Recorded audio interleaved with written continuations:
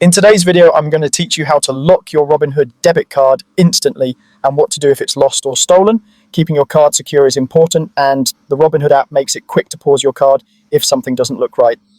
Locking your card stops new purchases and ATM withdrawals right away, and you can unlock it just as easily when you're ready. If you're sure the card is gone, you can also report it lost or stolen to get a replacement. Let's walk through it together. Start by opening the Robinhood app and logging in. Use your usual sign-in method, whether that's a passcode or biometrics. Make sure you have a stable internet connection so changes update immediately. From the main screen, look to the bottom right corner and tap the account icon. It looks like a person silhouette. This takes you to your account hub where you can access your money tools and settings. Next, navigate to spending, which is where your debit card lives. If you prefer, you can also open transfers to view your linked accounts and locate your card from there. In either place, you'll see your Robinhood debit card as a selectable option.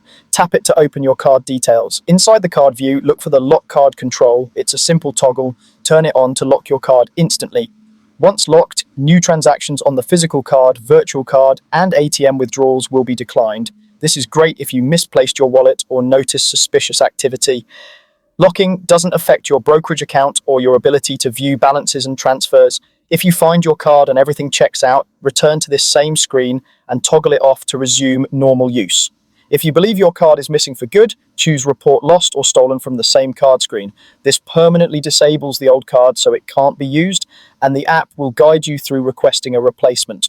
After you submit the report, your existing card number won't work anymore and you'll receive a new card and number. Keep an eye on the app for updates about your replacement. This step is best when you're confident the card won't turn up since it can't be undone.